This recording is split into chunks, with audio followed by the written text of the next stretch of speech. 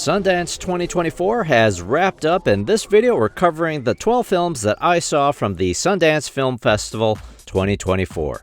Before we get started, do us a favor, hit the like, hit the subscribe, join the Fanboy Cantina. I really appreciate the online option for the Sundance Film Festival. But that said, not all of the movies that are shown at the festival are available online.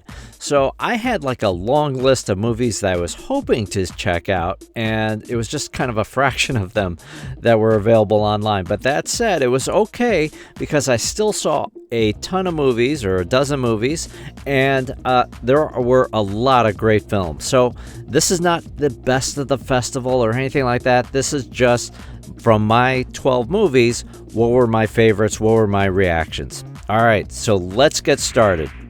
At the bottom of my list is Handling the Undead.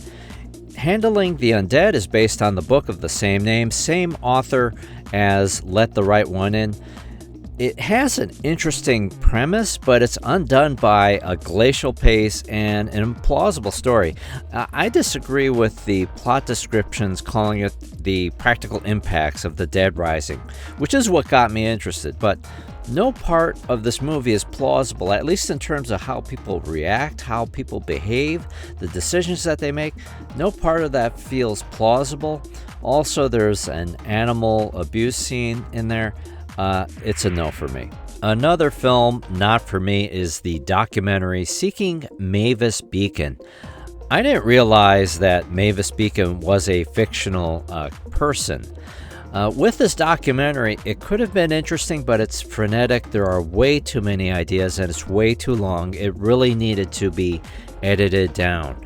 The meaning of Mavis Beacon is interesting, but the film is muddled by too much other information on the periphery and starts to smell a little bit of obsession and desperation by the filmmakers rather than investigative journalism. Love Me is a post-apocalyptic indie drama when a buoy meets a satellite in search of connection. That's really the beginning of this movie. Comparisons to WALL-E are inevitable and appropriate, though it's brought more modern and adult as a reflection about identity, facades, and the search for one's real self. I started getting really bored in the middle of this movie, and I think it's a lot longer than it needs to be. Kristen Stewart and Steven Yeun are great. They're the only actors in this film. They're compellingly intimate, but this film was not for me. Sunco centers on a high school senior dealing with friends, a complicated relationship with her mom, and a brother nearing the end of his life. Performances are compelling, though the script feels a little bit awkward. My daughter commented during the movie, "Nobody talks like that," and while that may not be entirely true, it does feel a little bit stiff. Certain story elements, you can see them coming a mile away. The backdrop, just as a criticism here, the backdrop of taking place at the hospice facility where Terry Schiavo is at, it's interesting. I know that it's based on the actual creator's lived experience, but I felt like it was a bit of a distraction from the core of the story. But nonetheless, it is a good film, and it is a tearjerker. In the Summers depicts two sisters and their father at 4 summer visits across the years. Casting is great to capture, the sisters at different ages or chapters in the film. The film manages to remain fresh in its approach, a deft touch to not require extensive dialogue or exposition to help us understand the family dynamics. And I think also with that approach, it shows how moments or memories shape ourselves as well as our relationships. Kneecap is a wild, electric ride. The semi-fictionalized, semi-autobiographical film about the making of the Irish hip-hop band of the same name. The performances by the members of Kneecap are stellar as first-time actors playing themselves. Not knowing the band previously, any of these performers could succeed in a professional acting career.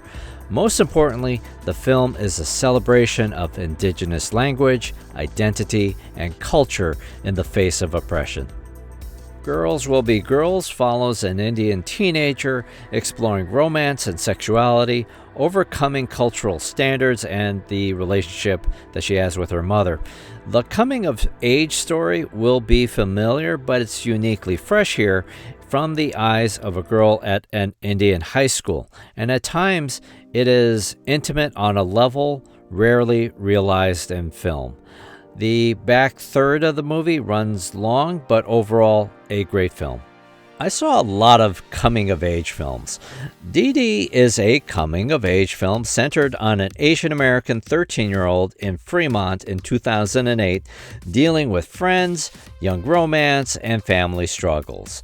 This film feels very personal and very specific to its time. It's like a nostalgia film for millennials, though the themes will resonate across generations. Isaac Wang is remarkable as a child actor, and I think a lot of people, particularly Asian Americans, may recognize a little bit of their earlier selves in him. Joan Chen is fabulous and delivers a closing message and a look that conveys so much of what every parent feels but rarely says. All right, we're in my final 4 here, and 3 of the 4 are documentaries, one of which is Daughters. Daughters provides an intimate look at incarcerated fathers and their daughters participating in the Date with Dad program. The documentary is so intimate and the pain is so palpable that it is almost uncomfortably voyeuristic as families share their emotions of joy, loss, and pain. I appreciated that the program followed the journey after the dance of several of the fathers. It's a must-see documentary. Thelma is a wonderful time at the movies. As a refreshingly new comedic action movie, Thelma is about a 93-year-old grandma and phone scam victim who embarks on an adventure for justice.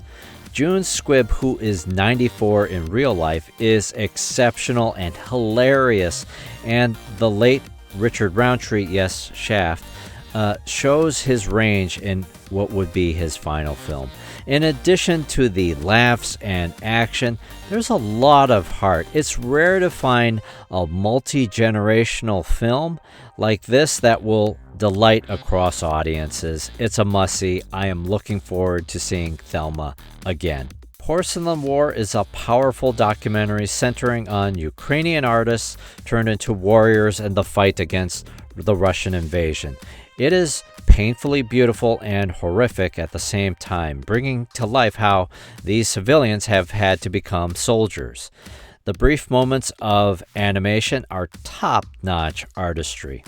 And my pick for the best film that I saw from Sundance 2024 is the documentary Black Box Diaries. Black Box Diaries is a profoundly intimate look at Shiori Ito in her journey for justice after sexual assault. Starting from a time before the Me Too movement, you feel Ito's loneliness and ferocity in fighting for justice in a culture and system seemingly committed to suppressing her story. The documentary straddles between telling her own personal story and emotions while also providing that journalistic view from the assault all the way to the courtroom. It's the most powerful film that I saw at Sundance 2024. So those are the dozen movies that I saw from Sundance 2024. Post in the comments, did you go to Sundance? Did you see any of these movies? What did you think? As always, thanks so much for watching. Please take a moment to like, share, and subscribe. This has been the Fanboy Cantina.